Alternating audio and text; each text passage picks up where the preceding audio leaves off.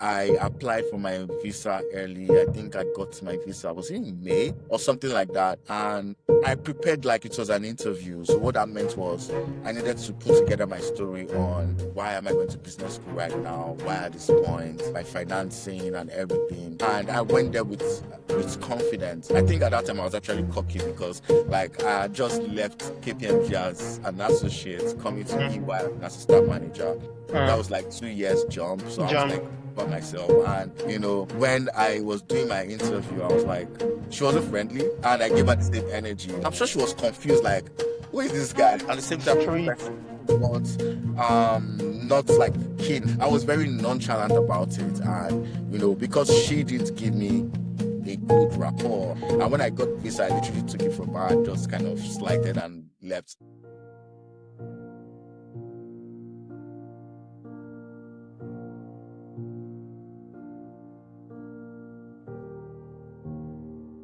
Welcome to a special production of the Business 101 podcast. I am your host, Ayo. Oh yeah.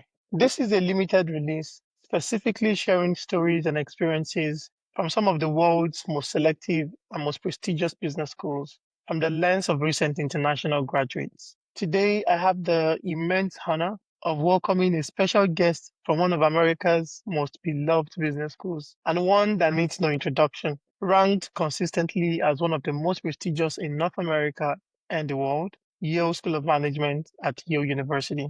Today's guest is Femi Ayangbayi, a proud Nigerian business enthusiast and problem solver. He is a class of 2025 MBA grad from the Yale School of Management, where he served as co-president of the Africa Business Club and Society Club.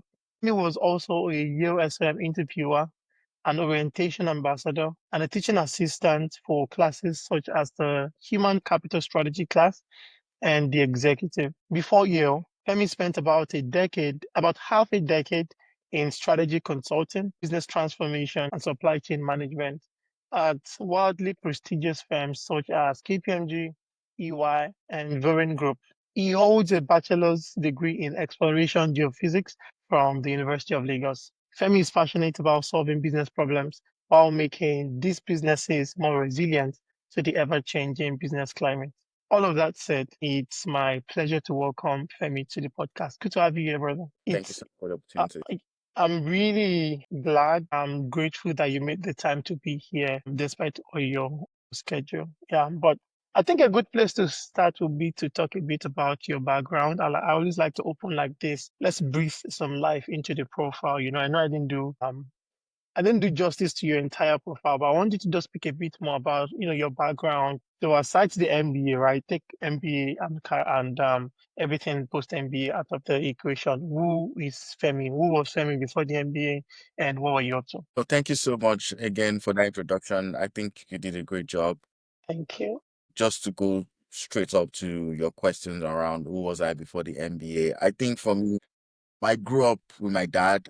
My dad had a business that actually failed, and I saw that impact on our lives basically as individuals. It affected things around going to school, having the right nutrition, and having the right life. And that's kind of given me a straight experience on how a failed business really affects the lives of individuals, right? Like you mentioned, rightly mentioned, I studied exploration geophysics during that time. And the motivation to go into that was I wanted to go into the oil and gas industry because I just wanted to just earn that oil money in Nigeria. Yeah.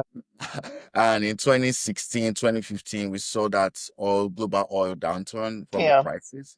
We saw how major players were laying off staffs. We saw the new emergence of renewable energy and the talk about electric vehicles.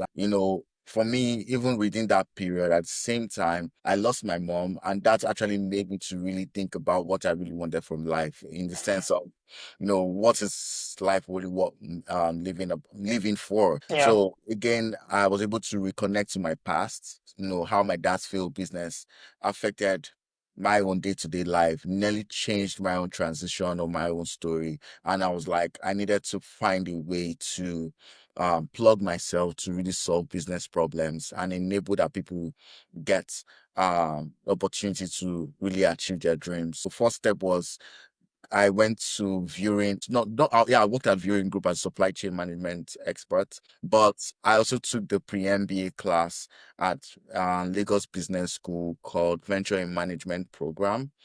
So that was like a mini MBA, and that kind of exposed me to what consulting was. And I started working at KPMG, especially helping businesses solve problems across strategy design, target operating model design, business transformation, commercial due diligence, among others. And, I went to EY too as an assistant manager before going to business school. So overall, I'm really driven by impact, showing a career that really creates clear impact. And I feel like even though people say consulting is not a job, I feel like there's an element to it where we actually make businesses better. And that also has a trickle down effect to the society at large. Yeah, yeah. Femi, I want to say condolences on the loss of your mom. Really, really sorry to hear that. But you did mention a couple of things, and I disagree that there's only a portion of consulting work that is impactful. I think everything consultants do is impactful, right? No, I'm a no, no, consultant, I so agree with you. I will not take that. No, no, I agree I'm with you. just kidding. Maybe you didn't hear me clearly. I Yeah, said people always think that consultants don't do real work, yeah, yeah, don't do impactful work. Well, yeah. personally, from my experience, I say consultants actually do real impactful work, I agree. in the grand scheme of Yeah, things. yeah, yeah. I agree. Thanks for saying that. And it sounds like you had been aware of the MBA before you actually went in. I mean, you spoke about getting this mini MBA and then led you to work in, at KPMG and then at EY. So having already kind of broken into that, I'd say consulting slash business environment, why was there a need to still go, further and actually get an MBA? Was there a point where you got in your career and was like, okay, I want an MBA? What was that journey like? Yeah, so my background was exploration geophysics, and what that is that it was just heavy science Mm, kind of course. And to be honest, I didn't have any financial understanding, financial background. What I was really utilizing in my day to day at KPMG was really my analytical toolkit. mm, And I was also learning, of course, the ways to really solve business problems, the various type of business problems. But I felt like there was a clear gap on that strong classroom education that really speaks to addressing core competencies around financial metrics, mm, finance as a whole, business component as a whole. So the great thing I really enjoyed from my time at KPMG was really learning on the job. And that was something I was learning and, utilizing my strong foundation in analytics to Lagos Business School for it was just a week program actually. okay. Yeah, I saw the kids type of learning. We did some business case. I think Indomie was the business case versus Chiki, looking at Okay. the Nigerian map, how the fact that you would think Indomie is like the biggest player, but actually there's a region in the country where Chiki is actually the biggest player. It was just really Interesting. interesting to see that dynamic, right? And I was like, okay, this sounds like something I would like to do. The opportunity at KPMG came in and I took it. Okay. Okay. That makes sense. And then once you are gotten to the point where you're like, okay, I'm gonna grab an MBA, I'm gonna get an MBA, excuse me. I feel like most people find themselves choosing between, going to Europe or going to the Americas for the MBA, particularly North America, right? Did you have that dilemma? Did you have to choose between both continents, or was it from day one? Sold North America, sold America specifically? What did that look like? So I was very systematic in doing this. Like I actually took this as a consulting case. So what I did was conduct a benchmark analysis on Interesting prioritization on that. And I kind of did a cost benefits, approach to analysis. that. Yeah. So what that meant was there were three key regions of the world. I would say Europe, and I mean London plus the rest, Mm, Canada and US. What I did was I actually benchmarked the type of schools that were there, mm, return on investment from like what kind of salaries ranges. yeah. What I figured out was like the UK was, I mean, Europe was really pretty a tight market per se at that time from the lens of there was the restriction around language barrier. I understood that. I understood that my major markets would be London, London, yeah. The London, UK. Ireland, UK, Ireland. and some surrounding regions. And I felt like that was really tight. The GDP of all those countries is probably not bigger than that of California, right? So I was like, okay, I even had an opportunity to actually go to Oxford side, but I actually kind of turned that down. I focused on North America. So when I got into in doing my analysis, I looked at Canada, pretty nice region, really Yeah, interesting, but like the post MBA returns were really like really, really low. We're looking at some 5,000 Canadian dollars, 80,000 Canadian dollars. And interesting. I was like, okay, even the top schools, that was what the averages were. And I was like, okay, this is pretty interesting. Then I looked at US. The US is really huge. So I had that dilemma of now narrowing down to what business school do I want to go to. Exactly. That's where I wanted to go next. Yep. Yep. I knew that was exactly. But yeah, so that was my approach, just like doing a benchmark analysis, highlighting the benchmark criteria, doing a cost benefit analysis, and just seeing which region actually aligned with my own choice. Okay. Okay. And then talk a bit further along the lines of how you then finally chose to go to Yale. I'm sure Yeah. you had multiple offers in the US. Why or how did you choose Yale? So I think for me, I had a conversation with my friend, and Franklin said, I mean, go to a business school that wants you. That is a mutual like feeling. Uh, And I asked myself a question. Again, I always refer back to my father's ex business and my rationale for wanting to go into business school or go into business as a whole. Right. And at that point, I was like, I wanted to create impact. So I remember clearly Googling, going to Google, in which business school focuses on creating impact, creating leaders to create impact, and also from a society point of view. And Yale SOM came up. I won't lie, when I looked at the was it the mission, only school that came up? no, actually, a list of schools came up, but Okay, it I was should Yale and expect. Yeah. Oxford. Yeah, Okay. it was Yale and Oxford, actually. Those were the Interesting. two schools that came up at the top. And I was like, I very discounted Europe, Okay. right? So I was like, Yale, I was like no one really Nigerians always think of going to Yale, right? From my own Mm, perspective at that time. So I was like, Yale, interesting. So I looked at it, the mission was educating leaders for business and society. And I was like, okay, this is it. So I feel that tingling in my stomach, that butterfly in my stomach, and I was like, this is a long shot. Like we've known Yale since when we were young, where exactly. you look Yeah. at the biscuits, they like rewrite Yale on it. I don't know if you can remember that That time. biscuit. Yeah, I know the Yeah, Yale biscuit. exactly. And I Yes. was Yes. like, Yes. Yes. Femi, are you I about don't to think it buy? had anything to do with the university though, but Yeah, but for we some made the reason, it was like, association. Yeah. yeah, I don't even know the relationship, but that was one thing that came to me. I was like, yo, that's really odd. And I was like, so as I started learning about the school, I think for me, the key things that came strong was actually the mission. That is educating leaders for business and society. That was exactly what I wanted. But also was the curriculum perspectives.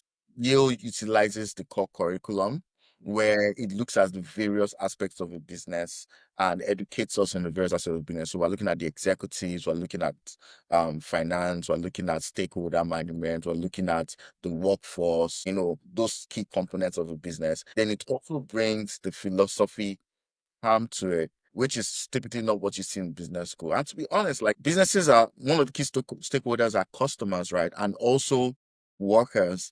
And it's important that you have that philosophy because these two, in fact, multiple like key components of the businesses have people and people have behaviors, right? So that philosophical side of things to addressing how to make business decisions, how to communicate was really, really strong for me. And I was like, this was really interesting. The perspective was, for me, was different from typical business schools. And, I was able to get a good scholarship and there was that alignment. There was that strong marriage. And I was like, this is it. Okay. That makes sense. That makes sense. Was there any point in the journey where you I don't know, felt cold shoulders where you're like, this might not work out, or maybe you spoke to loved ones, your dad or friends, or maybe siblings, and they had doubts. Well, was there any, I'd say, good fit in that process, or was it a go from day one? No, everything was cool. She trust me. And this is me. Like I had 5 years in about 5 years in consulting and I'd risen from an analyst to almost a manager, Uh, right? I had a very fast career track, but it was just like a dream. I remember right at my office at EY when I got the email that I was invited into interview. I immediately had malaria. I'm not even joking. I I'm not joking. Like I literally had to move my so I applied within a week I got the interview invite and I was in shock. So I was like, no, no, I cannot. If I do this interview, I'm going to mess up. So what I Mm, did, I wrote to them saying I had malaria and I needed to move the interview. That was interesting. one. The second bit was I connected with the current student, and for some reason, she took some liking in me. So she held my hand through the application process. And I'm talking about she checked my resume, standardize the resume up to my story, up to my interview process, like preparations and etc. And for some reason, I always, I'm not really in touch with her right now, but she really played a strong role in me preparing for the opportunity, which was really Interesting. helpful for me. So I feel like with the right profile, with the right guidance, you can actually achieve anything in that regard. And that's what that experience taught me. Like if anyone said, Femi, you're going to go to Yale, I'll be like, you are joking. Mm, But again, I think reflecting back, I was really scared. I did not know that I was going to get a call up just even for an interview, and I did not know that I was actually going to get an offer with scholarships, schools that I got into. But I mean, you can tell like I was really intentional about the decision. There was that mm, strong alignment,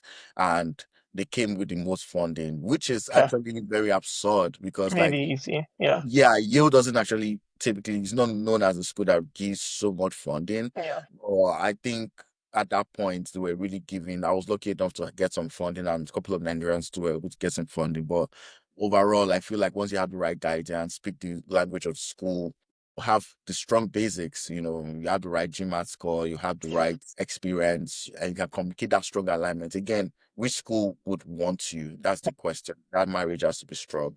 Well, that's interesting. And thanks for mentioning that alignment between both parties, right?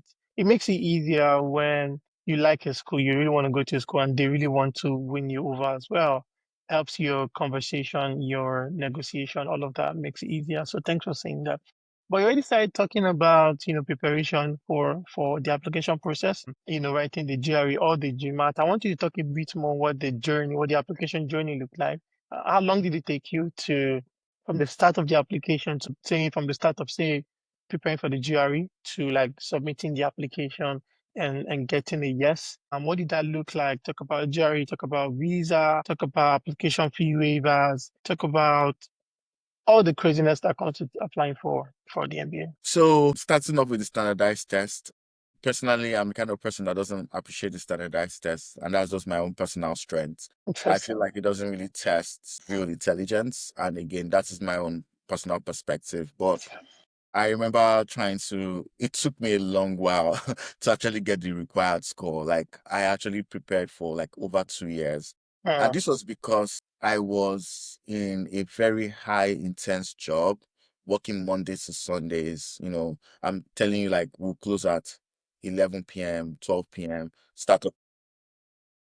I know the life. I used to work at PwC as well. So yes, I you're see. absolutely spot on. So you Yeah. know what I'm talking Yeah. about. I just felt like, preparing, doing that because you also want to deliver at the same time had to prepare for the standards test. It was really, really frustrating. Like it was really, so it took me like almost 2 to 3 years to get the required score that I wanted. Did you So once write it I multiple times? yes, so I Okay. think across that period I wrote it across I think like 2 or 3 times Okay. to get the desired score. So I had the score at that point. I was just like, okay, this sounds good. And I prepared for this a year to the year I applied. So what that meant was I got to Yale in 2023. I had my score early 20. No, what am I saying? I had my score 2022, early 2022. Okay. So what that meant was the remaining period was just for preparing for the application. That makes sense. I had before the season started, we started forming connections with current students on LinkedIn. I was able to get that dedicated so that dedicated help from a Yeah. current student that really assisted right from very early in the process. She sent me the CV format that Yale students use. Uh, Imagine that. And that's coming in your application. They're like, this looks like a Yale material, person. right? Yeah. Exactly. That was that. But at the same time, even though my work life was really poor, I was volunteering. And Uh, and this is because there was that emphasis on creating impact. And Yeah. again, like my friend I recommended, go to a school that aligns with your strengths, right? I was really big on impact, and I was able, and think I had strong repository to demonstrate impact. I had my own NGO. At the same time, I was volunteering after work on like during the weekends for quite a bit for the Less Destitute at Lagos Island. So it was, Okay. I wasn't resting. I was just trying to do it. And to be honest, while I reflect, I didn't do that because I wanted to go to Yale. Okay. I just did that because I personally just wanted to create impact in my own little way. And I've seen what it means to be hungry, and I've seen what it means to have money or to be in a good job. Yeah. And I just felt like that need to always connect and to Amazing. give back. And that was my Amazing. motivation. And when I was putting together my application, I was able to tell the story from my dad's field business, how that made me feel, what was the waterfall, what was the pivotal moment where I switched from sciences to business because they wanted to see that. Yeah. And I was now able to tell that story on what I wanted to do long term post MBA. The story was coherent, there was evidence to demonstrate it. And I was able to communicate that with my NGO, etc. Everything just kind of worked out, but it looked like everything really came together. Like there wasn't anything around me trying to game the system Hmm. or trying to do something. Everything, I just found the fit of the school that would love me based on how I am. And that was how it just kind of made sense. Amazing. And I'm happy that worked out for you. Um, you were able to capture the essence of what you cared about and, you know, tell your story in a way that resonated with them, which is kudos to you. But I also wanted to highlight what you said about the fact that you had gotten the score that you wanted the year before, which is always a good idea, right? So that in the year where you're actually applying to school, you can focus all of your energies on like your essays and connecting to people. Because I feel like the GRE or the GMAT is like the toughest part of the application process that you can control. And once you get that out of the way, you can focus on everything else. So that was good. But you know, I missed talking about the visa application yes, process. you didn't talk about that. Yes, yes, Yeah, yes. so I mean, once I got into Yale, what I did was for the visa application again, because I had gotten my admission in December and I was to go in August in previous year, Okay. right? I applied for my visa early. I think I got my visa, was it in May or something like that. And I prepared like it was an interview. So what that meant was I needed to put together my story on, why am I going to business school right now? Why at this point? My financing and everything. And I went there with confidence. I think at that time I was actually cocky because like I had just left KPMG as an associate, coming to Mhm. EY as an assistant manager. That Mm. was like 2 years jump. So I was John. like by myself. And when I was doing my interview, I was like, she wasn't friendly, and I Mm. gave her the same energy. Like, and I'm sure she was confused, like, who is this Who guy? is this guy? Where are you getting your mind from? Do you understand? Where And did think she this kept asking is questions, and I was just answering in a very at the same time street? professional, but not like keen. Like she talked about why so at that time I had not traveled anywhere outside Okay. Nigeria. I was like, oh, yo, I'm focusing on building my career. That's why I didn't have the opportunity to travel. I was very nonchalant about it, and because she didn't give me a good rapport. I was also giving her like same tone. She dictated the tone, even though I tried to be friendly. And when I got visa, I literally took it from her and just kind of slighted and left. Like when I think about that, I'm like, Femi, So you did get the visa. That's oh yeah, interesting. I got it at first. Again, I think it comes back to that like I had this profile to start with like two global companies on my resume, but at the same time, I don't know if they do this background check. I had very strong like volunteering experience, volunteering experience. Like if you Google my name, you would see it. Like, so overall, I think it's all timing, my chance just trying to kind of happen and it was very Yeah. simple. Wow. I'm glad your visa process worked on first try. I mean, I didn't apply for visa from Nigeria. I wasn't even in Nigeria at the time. But Yeah. I was on the group chat. Remember that MBA group chat? And I would see all the stories. And people that had very beautiful, amazing profiles would get denied. People are going to like super top schools. I mean, talking about the Yales, the Berkeleys, the Harvards, all of those. And people will get turned back on first, second, third tries, right? And it was so sad. So I'm really glad I worked out for you. You're probably one of the few people that were able Yeah, to get it I on was first try. lucky. I was lucky. And I Yes, I think, feel like there's a big part of luck and yeah, yeah. But I'm really glad that worked out. That means you don't have horror stories from the visa. That's I'm good. so sorry. I really don't have. I have other horror stories, but not from the Oh, visa. that's good. Okay, so we're going to talk a bit more about some of the horror stories that you have, but I wanted to make sure that I asked this, right? When you were meeting you, getting to know you, it was mostly remote, right? From the website, brochures, talking to people and things like that.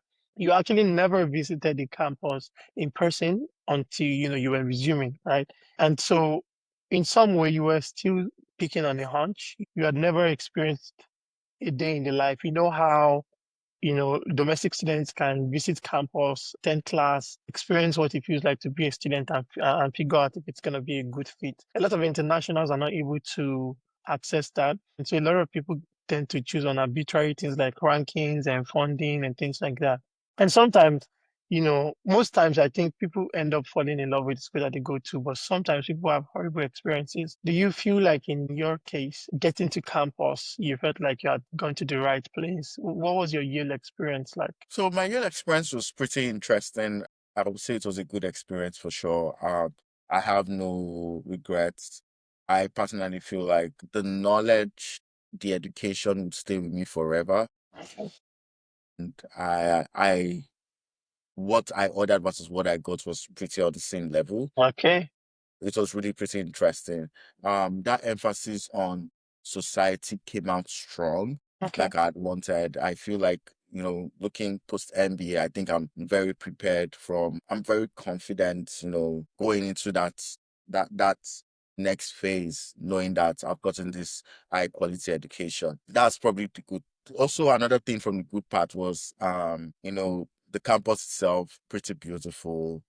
New Haven is One of the awesome. prettiest, actually. Actually, yes. Yeah. I know it's one of the top 10. I remember seeing that list here. In my head, I thought that I could do without Nigerian food, but when my first winter, I was depressed to start with. I was so freaking depressed. And, No. it just kind of, because when I was traveling, I only packed my clothes and I was like, oh, it's food. I'm going to eat American food because I'm coming to America, right? Mm, I need to open my mind. And I got there, they started giving us vegetable, not vegetable, like salads. And I was like, what is this? mm. So for like, it was really, really difficult for me, that acclimatization. I didn't know it was going to be that difficult. So what I did was I was paying someone to like Make prepare food. some Nigerian food for me. That improved my mood. Then also the core of the first semester was really intense. Like, and I've given feedback to you, so they bombard you with the core, so much assignments, so much knowledge, everything at the go. You're also recruiting and you're competing with people that go to booths where their their education or their materials are pretty flexible, where they can actually down throw things to their second year and focus on recruiting in the first year versus here. They're trying to like weigh in between the education versus the priority on getting a Yeah. job. But So it isn't was that pretty general? I feel like both is the exception, and a couple other ones are the exception where like the yeah. curriculum is super flexible. Most business schools are like super intense in the first day. Like Duke, first day you're doing all your core courses, you're recruiting, you're doing everything. I mean, I didn't recruit on campus, so I feel like I didn't experience the height of the intensity. But I've heard similar feedback from people. First year can be very brutal. That's what I've No, come to say. so we Yale, I was asking myself at some point if I was doing a PhD, and I'm literally being no, no, for real. Like, it wasn't becoming business again. It was becoming like mathematics. Like when I say mathematics, we're doing core technical stuff. And I was like, I did not sign up to come to business school to take a Mm, PhD in mathematics, right? But overall, that has really expanded my horizon as an individual. But it's really, really hard. I saw a lot of my classmates struggling to prioritize between, yeah, some people that can be tough. some people got their dream jobs and they dropped out of school and couldn't I materialize. did. Interesting. So, yeah, so like I think one thing you need to know about yield is the fact that there is a very strong what do they call that stuff? There's a very strong code where if you cheat or something, they keep you Honor out. code. Is that what you guys called it? Yeah. Yes, honor Yeah. code. It's Yale really takes it really strong, and I Yeah. think that people don't always speak about it, but the honor code is really really super strong at Yale. And I have a lot of people that we came into school together, we didn't graduate with. Again, not to scare you, Yale has done very good in providing materials to support you. But my point is, like, with the depression, with the honor code, with the intense materials, with recruiting. Like, I was doing 4 hours, 5 hours of sleep, like during that period, and it was Mm. really, really exhausting. Yeah. Yeah. Yeah. That sounds reminiscent of a lot of feedback that I've heard from most of the schools. First years can be very, very brutal. I mean, I was in recruiting. All I had to worry about was like classes, honestly, for the most part, and it was still, a tad bit intense. So I can only imagine adding recruiting to all of that and then learning to network the American way from scratch. It can be interesting. And I'm really glad to hear that. I mean, you got the hang of it and was able to be successful at Yale, right? We're going to talk a bit more about some of the core experiences at Yale, but first I want you to, for those who don't know, talk about where Yale is located. I believe it's New Haven, Connecticut, but talk a bit about living in New Haven. What kind of things, what kind of activities, what's the town known for? What's the city known for? Did you feel like you were a part of the city aside the Yale bubble? Did you like living in New Haven? And yeah, would you do you have chosen another city if you could pick again? Yeah, so to start from the top, Yale is located in New Haven, Connecticut. So Mhm. Connecticut is like northeast, in between Boston and New York City. I actually love New Haven for two reasons. Number one is there I tend to see the four seasons. It's really beautiful. Seeing the evolution was really nice. New Haven, East Rock where I lived, you know, there are nice parks. It's really pretty. There's a dog park. I've never heard of that before, but I saw that. Nice houses around because, like, it's really, really nice. The campus is It's beautiful, bougie too. It's very, very Connecticut. bougie. Louisville Like, is bougie. Yeah, it's one of the, like, you it's have, upper brow. Yeah. yeah, it's one of the, you have one of the richest people, but also one of the poorest people. It's very, very, um, Mhm. there's a strong disparity between that. Like, if you Google the most richest states, Connecticut will come out number one to yourself. To my own surprise, too. Mm. But also, I saw that disparity between the rich and the poor right around the campus. There are also like other, RSP. Yeah. yeah, homeless people, scary places. I remember one thing I always like doing in new environments is I would like to move around without Google Maps. And I Mm. was it's late at night and I got into the place called the Green, which is pretty notorious. And I was like, it was just really sketchy. And in my head, I Wow. was like, oh, I'm definitely out of the campus. Mm. I panicked. Imagine a Nigerian panicking. That was how I panicked. All I right. just put in like my map, I started running. So like that element is there, and I'm going to be very frank about that. Like, there's the pretty side to New Haven, and there's a good side to New Haven at the same time. But overall, I really love East Rock where I lived. Your classmates being neighbors, going on potlucks, going to school, people Yeah. using the bicycle. It's a beautiful place, and I always tell people like, it's a place to actually settle down. If I had a family and I was working remotely, I would like to stay back here.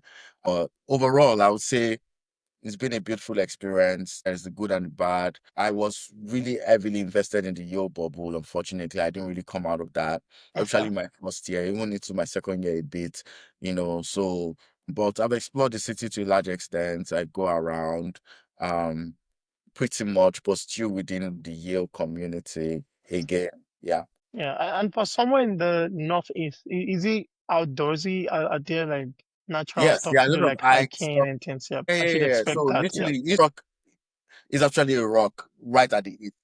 And right at my house, if you just look at it, it's just like, you can go with your friends, hike up the rock, come down. Yes, there are clear hiking trails. There are beautiful hiking trails, or even outside New Haven. So yeah, those things are awesome, beautiful places, awesome outdoors And stuff. very cold. Yeah, yeah. I mean, during the winter, it's Winters are brutal. brutal. Yeah. It's a competition between Connecticut and Boston, to be Yes, honest. exactly. Like they're always like, yeah, it's crazy. Yeah. Thanks for mentioning that. So you spoke a bit about a lot of how you got so much support when you were applying. Talk about this nice lady that you had connected with and who essentially handled you throughout the entire process. But once you had then gotten on campus, did you feel like you continued to get that level of help? Do you feel like things kind of slowed down and you were a bit on your own? What do you think, especially thinking from CMC, thinking from CMC, I don't know if you guys call them that, but like your career management center or your career center, thinking from admissions, the admissions team or admissions office, what kind of support did you get as a student? So I would say I really appreciate the support from the second years then Okay. when I was in first year. I even met one in Nigeria before I came in. They were trying to give us the how to navigate things, you know. When you come to a place like Yale, you're like people that are like you are very few, Hmm. which was actually an issue, like predominantly white. Yeah. You don't see many black or like Africans there, and that was actually a tough environment. So, what was also a good thing because the ones that were together, we became really close and really, really supportive. From the career point of view, I feel like, in my own opinion, it was more like serve yourself and like. Again, when the second years are telling you that the career people don't really add value to you, you start seeing that as a red flag, right?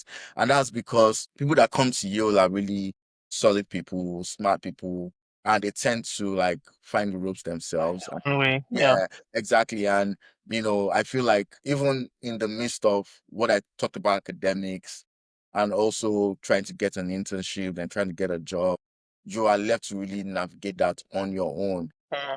So they just give you the materials and you really navigate that. Of course, the people are there to have conversations with you. It now becomes like a counseling session. There's Hmm. really things so strong, like Yeah. an out of that conversation. Then so everything is just like you now start learning, trying to navigate, trying to look at the resources and build those support. But I would say maybe it's because we did not know the resources. To be honest, it was more like you're thrown into the pond and you just have to figure out Eye yourself of the out. dragon. Yeah. Yeah, sink or swim. And that was what it is. But what that does for you is you learn, you build those resiliency and Yeah. you master it Yeah. going forward. But you get access to like the Yale network, like they kind of give you access. I don't know Yes, if that's to say give you, but yeah, No, no, no. access to the Yale So network. again, I mean, I said like the great thing about Yale SOM is they give you all the infrastructure and everything. It's about you utilizing them. Yeah. And I feel like there's that element of MBA students. You have like 5 to 6 years of experience or even more. So you need to be disciplined to do that on your own. Yeah. So the good thing there's something called Yale SOM Connect that's been given to us. I've been able to leverage that to get interviews, to connect with people. So that has really been helpful. But in fact, while I'm still recruiting, the job or the opportunity I got was actually through an alumni that sent in my resume. Mm, Excuse me. mm, And that has really been helpful. And you think that Nigeria has its own issues when it comes to networking. yeah. It's also like that over here. Yeah. My point is overall, yeah, really is I feel is more like students led at Yale lesson. Students lead the club, students lead a lot of things, and students do a lot of like the ownership. The career club is run by students. Like I feel like the same thing with other business schools. Even the support you get is done by students. Again, that networking, having that close relationship with students, sharing that knowledge, and not applying yourself is something else that you have to learn by yourself. That makes sense. And I mean, you already started talking about, the process of recruiting, and a big part of that is, networking, learning to form connections the American way, right? What was that like for you? Yeah, so I think for me, it was more like coming very prepared to the call. I remember during my first year when I was having a coffee chat with someone, I'd already looked at the person's profile, the work they've worked on, and, in having that conversation, he was like, I'm really impressed on the due diligence you kept in getting me. And in fact, no one has come with this kind of substance, right? So my point is your clear assignment on the role Yeah. they like those kind of things, Hmm. talk about to set the tone. I think that's something that also comes out strong because I don't know what roles you'll be recruiting for, but majority are client facing roles and they want to see that ability to build those connections. Uh, with their potential clients, so that is something that comes out strong. And did this carry across non-employer employee settings, like just building connections with classmates, making friends, non-African or non-Nigerian friends? Did you feel like you struggled a bit? What did that look like? Yeah, so I remember when I first got into Yale SOM, and people in your class had their undergrad in Harvard, Uh-huh. Princeton, Stanford. Then you look at yourself, I had my undergrad in Unilag. Great So in a lag, please. What do you mean? yeah, but to be honest, like, like I said, I TA'd a couple of classes, which indicated I was in the top 1% Yeah, in the class, like, right, from a grade perspective. yeah. And one thing I had to battle a little bit with imposter syndrome. Imposter syndrome. Yeah, and the truth is, like, these people talk well, but the substance is not so different from what you're saying. Yeah, And I've gotten to realize that. So I think one thing I would recommend to anyone that's probably planning to go to those kind of environment is you need to have that anchor that shows that you are the best of the best. These business schools have the best of the best around the world in yeah. one. And the truth is, you're going to see from your interactions with these people that they are not necessarily better than you, even though we always kind of mess up with speaking about our Nigeria's education system is not the best. But the truth is, like, we have value and there's a reason why we're here, right? So, in engaging these people, I think for me, it was more on the professional way. And I felt like the business school way of connecting was very transactional at some point. Uh, And it was really exhausting. You go to bars, you're talking about the music. I remember in my first year, the last day of orientation, I was like, I'm not going anywhere. I stayed home because I got you're just exhausted. tired. Yeah. It was too much, very stimulating. And I just want to sit down because I just feel like sitting down. But the truth is, I would say it's not about the quantity, it's the quality. You know, I I've done so many things that I've not done in Nigeria. I've gone skiing, I've gone sailing, I've gone playing golf, and this has been due to my interactions with people that I've built strong connections with. So I feel like I'll prioritize building connections with five, six, seven, eight more people as Uh, opposed to knowing 200 people. and you're very right. It's the same thing that I always see, right? In terms of quality over quantity, harsh lesson that one would quickly learn in business school if you're not very intentional about how you spend your time is that there's a thousand things happening at once and everybody wants a piece of you. So you have to learn to prioritize, use where to invest your energies because if you don't, you're gonna sign up for too many things or try to be friends with too many people and then you spread yourself too thin and you won't be able to invest enough in any particular activity or association or relationship to make it meaningful. Ghana, to your point, quality over quantity, definitely. But let's talk a bit about the ABC, right? The Africa Business Conference. What kind of support or what was the relationship like between the Africans at Yale? What kind of support did you feel like you guys got from the second year when you were first year's end? I mean, being co-president, how did you and your team, how did you guys improve or at least continue to give that level of support to the incoming students after when you guys became second year? No, I feel like the second years that we met they were small, Mhm. but again, because of that small, we're really close. Took us around the campus for Yeah. events, etc. Can you add context to this? How large is the Yale class and how So, many Africans are we talking about? so the Yale class is 350 Okay. people from Africa for my own year, like five. Africans, not Nigerians. Okay, yeah, Africans can bet that we're not more than 10. Wow, Just to put that in interesting. perspective, right? What I Less meant than was 1%. Yeah. definitely less than 1% at that point. I'm not talking about Black Americans, right? Uh, that was that. What that indicated was, to create an environment, we needed to break ceilings. We needed to show that we're here. Even though I did not have conversations within Yale SOM around what their perception of Africa was. In America, I was in a place where a lady mentioned when I told her I was Nigerian, and she talked about how there are odds in Nigeria. And I was like, I have never seen a odds before. As an individual, I've never seen a odds before. Like, with my two eyes, and the other person, lady I met, was like, "Oh, are there skyscrapers in Nigeria?" And I was like, "Are you serious?" Let me show you this time the skyline. So the point was like, I knew that people did not have that perception. I needed to, one of the things that myself and my co-president focused on was creating an event where we showcase the beauty about Africa, what Africa is about. And we're able to actually do that. We're able to break the ceiling to get funding. So we're able to get funding from the Office of Inclusion and Diversity. We're able to get funding from the school itself. And we're very, very structured and preemptive with like the whole team. And we organized one of the best cultural events at Yale SOM, and we had over 250 people in attendance. We had collaboration. So because we are small at Yale, to increase the content, we leverage the wider Yale University, not just Yale.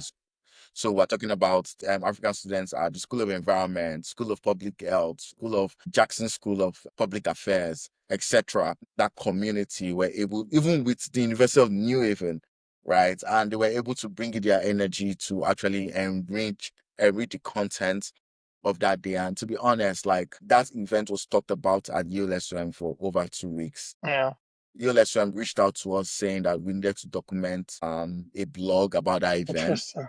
which was actually exhausting for me because I was actually exhausted for facilitating that, but I needed to create that mark. Hmm. The school, we used the biggest hall in the school, that is Young Hall and Beinecke Auditorium. It was beautiful, well organized. The food was awesome. So, It was a good way to put like Africa and the map. yeah, on the map, especially in the space of very a multicultural environment. And the class, the lecturers heard about it, the workers heard about it. It was really awesome, and I think that's one of my highlights from my time at Yale. Giving back. I don't know where that will come back to help me, but I felt like it was. I felt the need of me being in this kind of position. It was important that I created the mark for Africans, and that was really helpful. Amazing. I mean, kudos to you and your team. And kind of to what you said, right? I was having a conversation with someone yesterday, and we were talking about this exact thing and the fact that a lot of Americans and I'll say Northern Americans generally and Hispanics, right? They are uninformed about Africa at best and misinformed about Africa at worst, right? And in part, it's due to their unwillingness to, elevate their horizon or broaden their horizon and learn about other places. But in part, it's also due to the fault of Africans, right? Because a lot of us have these opportunities to go to these countries, and we want to become Americans. We're like Americanized from day one, want to talk like Americans, want to eat American food, want to, and we shy away from discussing our countries and our cultures and the things that we have. So you find Americans thinking that, Africa is one country. I've heard that so many times, where you tell someone, "Oh, I'm Nigerian," they're like, "Where's that from?" Like, Africa, and they're like, "Oh, you're from Africa." Yes, a region in Africa. Africa is 57 countries or It, it, 54 countries. you know, it, A lot of people, yeah, a lot of them think Africa is one country. I'm like, this. I mean, when I tell someone that Africa is literally bigger than the United States, almost Mhm. like 3 or 4 times, they're Yeah, like, that's not possible. Because if you exactly. look at the map, that's Africa, the one is very misconstrued. Like Mhm. Africa can actually fit US, China, and a lot of countries. Exactly. And I feel like for me, even as an individual, being in this position where this is an Ivy League school, I Mhm. would always feel very comfortable speaking about my roots. I love my roots, even though it's not perfect. But again, I think one of the value you kind of project in your application on bringing to the school, and they Yeah, actually appreciate this, is bringing your culture, bringing your perspective to informing and educating students. yes. Good thing is, while we were having the presentations on various regions in Africa, various countries or cultures, people were really surprised, like, whoa, really? It's beautiful. Mhm. Like, it was really interesting. Yeah, yeah, So I feel like as we go up the ladder, I would always try to demonstrate like I'm African. And absolutely. one key thing that even for me is still a surprise that Nigerians are actually one of the most educated immigrants in the United States. Yes, Like, if not you the know, most, actually. yes, you don't even hear about that. You hear about the Nigerian prince. And when people say that, I just laugh and I put this fake fact that you know that Nigerians are actually one of the most educated immigrants in the United States. We're Mm, like, really? I'm like, yeah, and again, I'm not disputing that that is The an issue. Nigerian prince, Come on, yeah, let us yeah. know the full context, right? So Exactly, exactly. And you're spot on, right? Because if we don't do that, we end up with people thinking Africa is one country or asking you, it's how an come you extension of speak such you. good English? They don't even know that Oh English is Nigeria's official language, and people asking you, oh, my you God. have such a good command of English. Where do you learn it from? Like, I've been speaking English since I was born. That is the only language I can actually speak. I can't even speak Yoruba so well. Yeah, yeah, yeah. So it's. I mean, if anyone is watching this and you're going to business school, take it upon yourself to be proud about your heritage. Yeah, nobody is saying Nigeria is perfect or Africa is perfect, and we don't even hide the problem. That's the good thing about Nigerians. Like, go on Twitter, we talk about it every day. But still, there's a lot of good in Nigeria. And no Yeah. country is perfect. There's a lot of rot in America, in Asia, in the UK. But those are beautiful countries. And while we celebrate the good parts in those countries, we cannot then decide to only highlight the bad in our country or refuse to highlight the good in our country. You know, there's a course I took at Duke. It's called the Emerging Markets Strategy course. And one of the things I love about that course and is the fact that the professors are essentially more like facilitators and they let the students do most of the teaching, right? The people who are from these countries, you essentially take the US and then you're trying to juxtapose perspectives from the US with those from emerging markets. And that's a good way to highlight what's working in your country, what needs to improve. And I encourage anybody who's going to business school, if your school has an emerging market strategy course or a course that is focused on emerging markets, business sense, that's a good place for you to try to put your country, your continent on the map. And if you find classmates who are misinformed or ill-informed about Africa, don't just let it slide and just say it's fine. Like try to educate them, right? Because a lot of them will not do the work to actually sit down and Google these things. But as many people as you can inform about Africa, the better for all of us, right? Because if not, you're shortchanging yourself and shortchanging them because they should also broaden their own horizon, when they come to business school. Now, that's a very long-winded way of highlighting some of the important things you said, Femi. But let's talk quickly now around a very, I'd say, delicate issue, which is what's happening in America now about employment, the job scene, and of course the immigration scene, right? If you look back to 2023, when we were applying to come into the program, right, we had been hearing a lot of news about how the market wasn't in the best place. People had overhired post-COVID 2021, 2022, and now a lot of people were laying off. I remember was it Google or Facebook or Twitter had laid off like 20,000 people or something. So a lot of people were worried about employment. But it sounds like right now it's even worse than it was then, Yeah. right? And also even the immigration thing is more, Okay, sir. yeah, more complicated, more, what's the word? What's the right word? I don't know. It's more unstable, right? And that can affect people's choices, to go to the MBA or to not go to the MBA. In your decision, do you think the value of the MBA still justifies all the potential costs and risks? And how would you go about making the decision to go for the MBA if you were to be making that decision today? So I would say that there's like the value of the MBA is still there, but I wouldn't say it's as attractive as it is immediately, but I would say long term, right? Like to perpetuity, the value Yeah, of an MBA, no one can really discount that.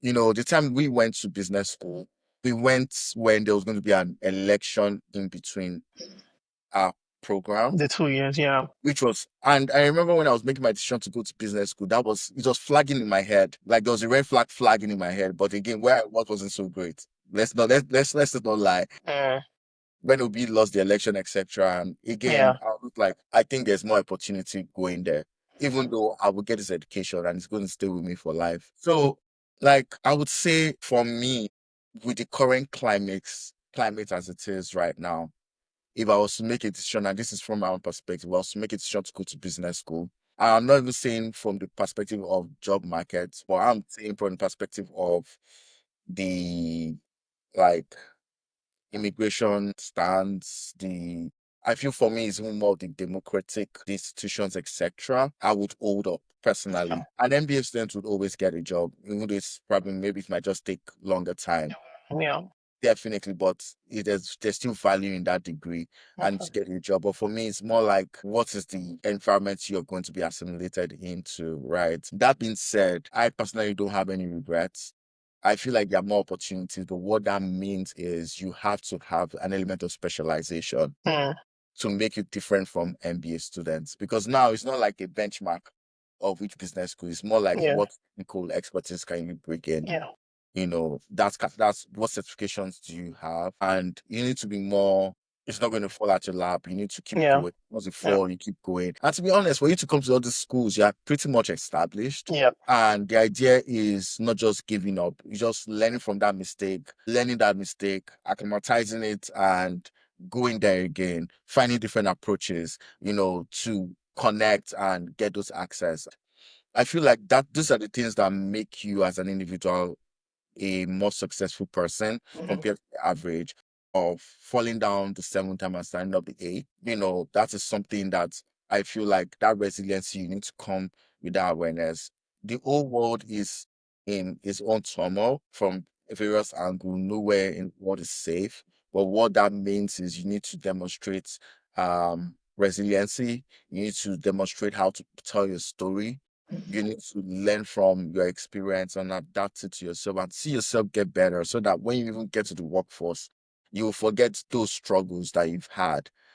So that is one thing I'll recommend. But for me personally, it's more of the democratic institutions, but it's a very, very interesting like time to be. And Yeah. I feel like that is actually a different when everyone comes to America, you're coming to this is the pioneer of democracy. This Mm, is the watchdog of the world. And it's just really interesting about what's really happening overall. yeah. That sounds correct, right? And all of that makes sense to me. It sounds like you're saying there's still value in the MBA. It might be delayed a bit. It might take a while for you to actually for those benefits to crystallize, but there's still value there. And you just need to make a very calculated decision, figure out if it's best for you. If you need to delay a bit, eventually make a decision that's calculated and de-risk the decision as much as possible. That sounds absolutely right. Did you travel? We talk a bit about like MBA life itself, right? So treks, just expenses that you incur on campus as an MBA student. How expensive can it get? Yeah, so I got some scholarship, but again, it was expensive. I felt like whether I like it or not, the 2 years I'm going to spend is going to be the 2 years where I'm going to be a student because I don't plan to be a student again. So I wanted to maximize that. Mhm. And my own perspective, you know, from my own perspective, an MBA student, 5 years down the line, money would not necessarily be a problem. Yeah. So in my own opinion, I was like, I needed to find a way to be involved, to travel as much as possible, gain these experiences that I've not gained. Use this American visa that shows Yale University on it to get more visas, Yeah. or passports, and just broaden your horizon about how you see life. So I went Yeah. to South Korea. This was mandatory for the school. I've forgotten what they called it, but I went there. It was really interesting to go to Asia for the first time. Beautiful country, beautiful way of life, pretty interesting. Then I went to Singapore from there. I had Well, you that. you didn't do Japan when you went to South Korea? No, I didn't do Japan. Interesting. So Okay. the truth is, I'm going to still go to Japan Okay. one way or the other. Yeah, because most people So do South Korea and Japan in the same trip. yeah, a lot of my friends did South Korea and Japan, but I felt like Singapore was actually more. Look, In Singapore is Southeast very. Asia, yeah, Singapore is fun. Yeah, it was how much dollars I think it was an extra $100 for a flight, Okay. but Singapore is very expensive. Like Probably more expensive than Switzerland or just around the same I ballpark. said, I went to Very Singapore. expensive. That's when I knew that I was broke. Yeah, You Singapore know, is freaking yeah, expensive. but it was a good experience for me to spend time with my friends. Then after that, I think I went to Mexico. I did So I'm Mexico very, too. very big on watching documentaries about Asian civilization. So it was really good to go to the Mayans civilizations to Yeah, see those things. I saw the pyramids, yeah, really awesome. I felt connection. I went yeah. to Tulum, to Mexico To City, learn, yeah, Cancun. It was really awesome. I really liked yeah. that. Then I went to Puerto Rico. This I was a did that in spring. this spring. So fun, Interesting. so fun. Yeah. So this was my class trip, and this was the last trip we're going to have together. Okay, I okay, felt that need of creating those memories, and it was really awesome. So overall, I feel like I've had a global experience. okay. It comes at a cost, but I definitely feel like long term that wouldn't be an issue to cover from my own perspective. Amazing. These 2 years will stay with me forever, and I'm going That's to hold on correct. to it. Okay, so my two unofficial questions. One, tell me something about Yale that you discovered in person. So this has to be something that you cannot see on the website or read in a brochure, something you have to be at Yale to find out, right? So it can be as simple as, oh, maybe there's a tunnel at Yale that's hidden, or there's a painting or historic statue or a restaurant or something, something about Yale that you have to go to Yale to find out. And the second question is, tell me something about Femi, aside all this MBA and career talk. Tell me something you're interested in or passionate about that I haven't spoken about. So about Yale, there's a tunnel, there's a power plant, but I did not know the level of rivalry between Yale and Harvard. So Mm, just to give you perspective, I literally went to Florida, Orlando to see my family, and I okay. was wearing the Yale cap. And there was an Harvard. I didn't know you graduated from Harvard many years ago, and you mentioned a statement around, talking about. So the rivalry is really historical. It's really Mm, interesting. They come every year, like now you come to Harvard or we go to Yale. So that rivalry is really strong, and it says a lot about the Ivy League yeah. school as a whole. That is really beautiful. So that is that. Like I don't think we see that on the website or there's anywhere that talks about it. It's really intense, like super intense. It's friendly, right? Do people actually hate themselves?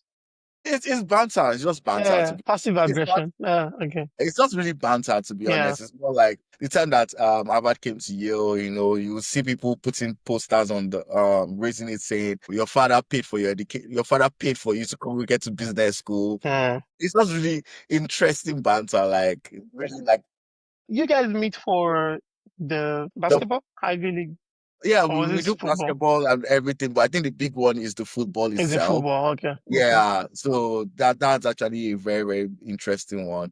Like there even merch that says fuck about. Like it's really that intense. So that was really an interesting one. The second one, I mean, for me, what's about me? I think as an individual, like I'm pretty resilient as an individual. I have seen a lot of wins and I've seen a lot of failures at the same time. And I feel like it's always a part of life. I have a very strong faith in God. And I always demonstrate that the levels I've gone to wasn't because I was the smartest or I had the best finesse. I think it was just basically just God assisting me and putting his grace on me as an individual. So Amazing, I think that's one thing I've gotten to realize and I begin to realize. So that has always been my confidence as I navigate life as an individual. amazing, amazing. So if people want to connect with you, I assume LinkedIn is the right place to go. Yeah, LinkedIn is good. Yes, LinkedIn is good. Okay, Femi Ayangbayi on LinkedIn. Is it Femi or just Femi? I think if you said Femi too, but if you search a lot of Femi, that would pop up. But yeah, Perfect, perfect. Femi, I just want to thank you so much for making the time to be here, especially on a Sunday. We're recording this on a Sunday, guys. Thank you, Femi, for making the yeah. time. Thank you. It was good to have you and see you guys in another episode of the Business 101 podcast. Thank you.